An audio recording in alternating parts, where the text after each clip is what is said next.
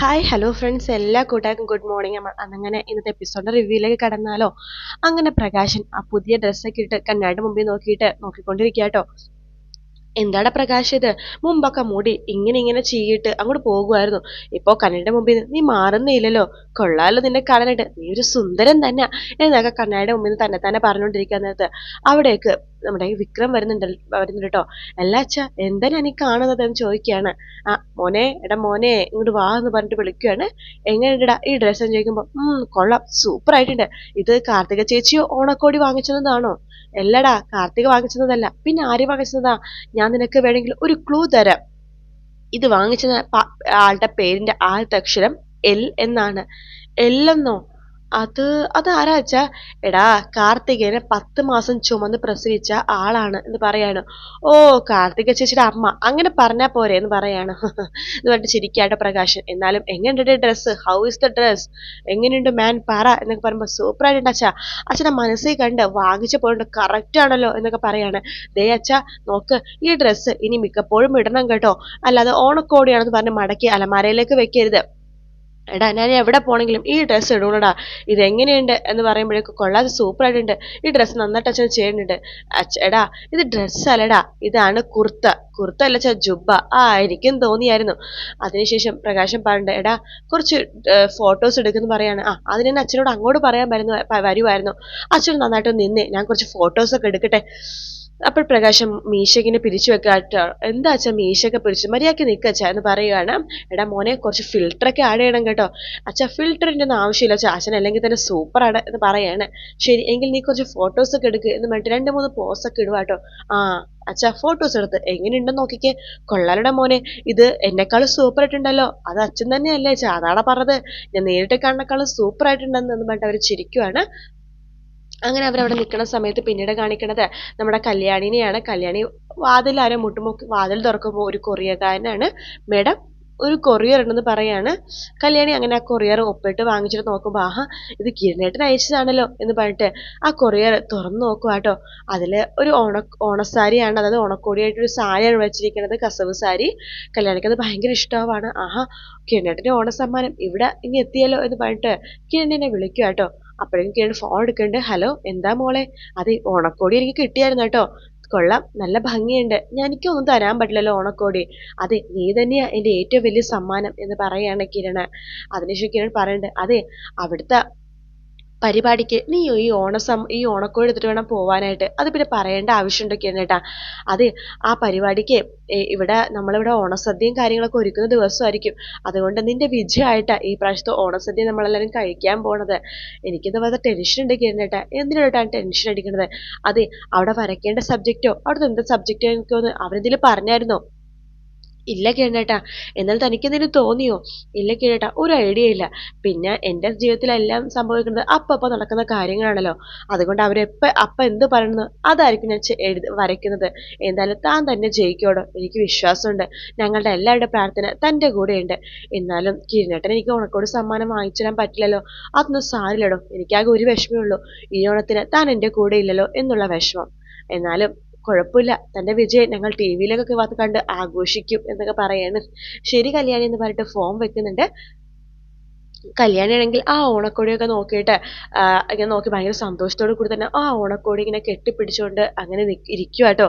പിന്നീട് കാണിക്കണത് നമ്മുടെ രൂപേനെയാണ്. രൂപ ദൈവങ്ങളോടൊക്കെ പ്രാർത്ഥിക്കുകയാണ്. ഭഗവാനെ, ഈശ്വര, കല്യാണി മോള് മത്സരത്തിലൊക്കെ പങ്കെടുക്കാൻ പോവാണ്. കല്യാണി മോള് ജയിക്കണേ, അവളുടെ കൂടെ എന്നും കൂടെ ഉണ്ടാവണേ എന്നൊക്കെ പ്രാർത്ഥിച്ച് പൂജാ റൂമിൽ നിന്ന് ഇങ്ങനെ ഇറങ്ങുന്ന സമയത്ത് കിരൺ അങ്ങോട്ടേക്ക് വരുന്നുണ്ട്. ഞാൻ മോൾക്ക് വേണ്ടി പ്രാർത്ഥിക്കുമായിരുന്നു. അപ്പം തന്നെ മോളുടെ പ്രിയതമൻ ഇങ്ങെത്തിയല്ലോ. അതെ, പ്രിയതമൻ വെറുതെ വന്നതല്ല, ഓണക്കോടിയായിട്ട് വന്നതാ എന്ന് പറഞ്ഞിട്ട് നമ്മുടെ രൂപക്ക് ഓണക്കോടി കൊടുക്കുവാണ്. സേനയുള്ള ഓണക്കോടിയും കിരൺ കൊടുക്കുന്നുണ്ട്. അപ്പോഴേക്കും നമ്മുടെ രൂപയും അവർക്ക് തിരിച്ച് ഓണക്കോടി കൊടുക്കുന്നുണ്ട് കേട്ടോ. ഞങ്ങൾക്ക് ഓണക്കോടി ഇല്ലേ എന്ന് പറഞ്ഞിട്ട് സോണിയും ആൽബിയും വരുവാണ്. രണ്ടുപേരും കറക്റ്റ് സമയത്ത് വന്നല്ലോ.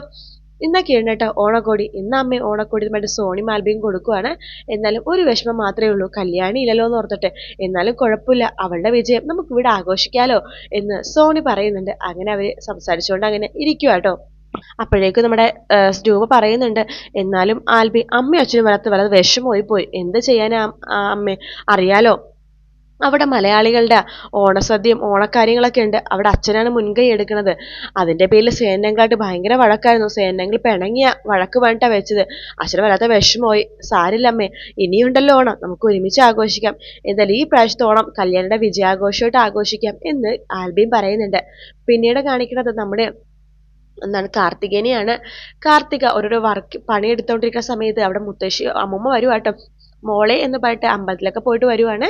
എന്നിട്ട് കാർത്തികക്ക് ചന്ദനമൊക്കെ തൊട്ട് കൊടുക്കുന്നുണ്ട്. ഞാൻ നന്നായിട്ട് പ്രാർത്ഥിച്ചു മോളെ, അവൾക്ക് ഈ പ്രാവശ്യം മത്സരത്തിന് സമ്മാനമൊന്നും കിട്ടരുതെന്ന്, അവള് തോറ്റുപോകും എന്നൊക്കെ പറയുമ്പോൾ നമ്മുടെ കാർത്തിക എന്നൊക്കെ ഇങ്ങനെ പറയുന്നുണ്ട്. അപ്പോഴേക്കും പ്രകാശന് മുകളിൽ നിന്നിട്ട് വിക്രത്തിനെയും കൂട്ടി സ്റ്റെപ്പൊക്കെ ഇങ്ങനെ ഇറങ്ങി പതുക്കെ വരുവാട്ടോ. അതിനുശേഷം പ്രകാശിനോട് അമ്മൂമ്മ പറയണ്ടേടാ, ഞാൻ അമ്പലത്തിൽ പോയിട്ട് നന്നായിട്ട് പ്രാർത്ഥിച്ചു, അവൾക്ക് മത്സരത്തിൽ തോറ്റു പോണെന്ന്. അത് ഞാനും പ്രാർത്ഥിച്ചു അമ്മേ എന്ന് പ്രകാശൻ പറയാണ്. അതെ അതെ, ഞാനും പ്രാർത്ഥിച്ചു എന്ന് പറയാണ്. എന്തായാലും വിക്രത്തിന് ഓണത്തിന് എഴുന്നേറ്റ് നടക്കാൻ പറ്റിയല്ലോ, അവനെ അതാണ് ഞാൻ അതിനു വേണ്ടി പ്രാർത്ഥിക്കുമായിരുന്നു. എന്നാലും നീ വല്ലാത്തൊരു വീഴ്ചയാണല്ലോ ബൈക്കിൽ നിന്ന് വീണത്, ചിലപ്പോ ശത്രുക്കളാരെങ്കിലും ഇതിനെ വീഴ്ത്തിയിട്ടതായിരിക്കും എന്ന് അമ്മമ്മ പറയുമ്പോ വിക്രം പറയുന്നുണ്ട്, അത് എനിക്കും തോന്നുന്നുണ്ട്, മര്യാദയ്ക്ക് പോവായിരുന്നു ഞാൻ, പുറകിന്ന് വണ്ടി ഒരൊറ്റ അടിയായിരുന്നു, എന്തായാലും വലിയ പരിക്കുകളൊന്നും ഇല്ല എന്ന് വിക്രം പറയാണ്.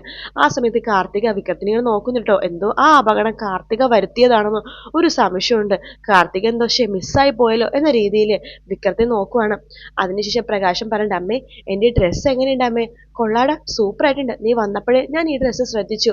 എടാ നീ ഇപ്പൊ വിക്രത്തിനേക്കാളും ചെറുപ്പമായിട്ടുണ്ടല്ലോടാ. ഇതേ എനിക്ക് കാർത്തിക മോളുടെ അമ്മ വാങ്ങിച്ചത് ഡ്രസ്സാ. എന്തായാലും കൊള്ളാം, സൂപ്പർ ആയിട്ടുണ്ട്. അതെ മോളെ, പറയാൻ മറന്നു, മോൾക്ക് ഓണസദ്യയായിട്ട് എന്തൊക്കെ വിഭവങ്ങളാ വേണ്ടത് എല്ലാം ഈ അമ്മൂമ്മയടുത്ത് പറഞ്ഞു കേട്ടോ, ഞാൻ എല്ലാം വെച്ചുണ്ടാക്കി തരാം എന്ന് പറയുമ്പോൾ ശരി അമ്മൂമ്മേ എന്ന് നമ്മുടെ കാർത്തിക പറയുന്നുണ്ട്. പിന്നീട് കാണിക്കുന്നത് ഒരു ഓണത്തിന് ഒരു തിരുവാതിരക്കളിയാണ്. തിരുവാതിരക്കളിയിൽ നമ്മുടെ ദീപയുണ്ട്, യാമിനി ചേച്ചിയുണ്ട്, സോണിയുണ്ട്, അതുപോലെ തന്നെ നമ്മുടെ കാദംബരി ഉണ്ട്. ഇവർ 4 പേരും കൂടി തിരുവാതിര കളിക്കുവാണ്. രൂപയും സേനനും അതുപോലെ തന്നെ ആൽബിയും കിരണൊക്കെ നോക്കിക്കൊണ്ടിരിക്കുകയാട്ടോ. ആ സമയത്ത് നമ്മുടെ രതീഷ് കൂൾ ഡ്രിങ്ക്സ് ആയിട്ട് എല്ലാവരും കൊടുക്കുന്നുണ്ട്. അപ്പോഴേക്കും കിരൺ ചോദിക്കണ്ട്, സേനൻ ചോദിക്കണ്ട്, അല്ലാടാ രതീഷ്, നീ ഓണമായിട്ട് നിന്നിട്ട് മിനിങ്ങിയിട്ടുണ്ടെന്ന് തോന്നുന്നല്ലോ, അതച്ഛാ പറയേണ്ട ആവശ്യമുണ്ടോന്ന് കിരൺ പറയുവാണ്. അവനെ കുറച്ച് അടിച്ചിട്ടായിരിക്കും വന്നിട്ടുണ്ടാവുക. അയ്യോ കുറച്ച് അടിച്ചോളൂ സാർ, ഓണമൊക്കെ അല്ലേ എന്ന് പറയാണ്.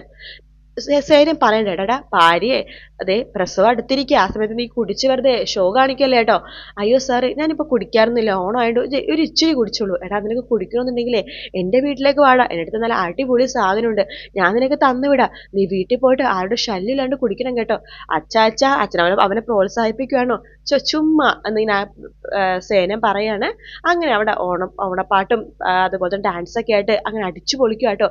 കല്യാണിയും ഡൽഹിയിൽ ഓണത്തിന് കുറച്ച് മലയാളികളൊക്കെ ആയിട്ട് തിരുവാതിരക്കളിയും നമ്മുടെ കിരൺ കൊടുത്ത ആ സെറ്റ് മുണ്ടും സാരിയൊക്കെ കൊടുത്തിട്ട് ഓണം ആഘോഷിക്കുകയാണ്. അവിടുത്തെ മലയാളികളും ഓണം കുറച്ച് നല്ല രീതിയിൽ തന്നെ ആഘോഷിക്കുന്നുണ്ട്. അങ്ങനെ എല്ലാവരും ഓണം ആഘോഷിക്കുന്ന ഭാഗത്തോട് കൂടിയിട്ടാണ് കേട്ടോ ഇന്നത്തെ എപ്പിസോഡ് തീരുന്നത്. ഇന്നത്തെ എപ്പിസോഡ് ഓണാഘോഷ എപ്പിസോഡ് തന്നെയാണെന്ന് വേണമെങ്കിൽ പറയാം. വീഡിയോ ഇഷ്ടപ്പെട്ടെങ്കിൽ ലൈക്ക് ചെയ്യുക, സബ്സ്ക്രൈബ് ചെയ്യുക, കമൻറ്റ് ചെയ്യുക. മറ്റൊരു വീഡിയോ ആയിട്ട് വീണ്ടും കാണാം ഫ്രണ്ട്സ്. അതുവരെ ടേക്ക് കെയർ, ബൈ ബൈ.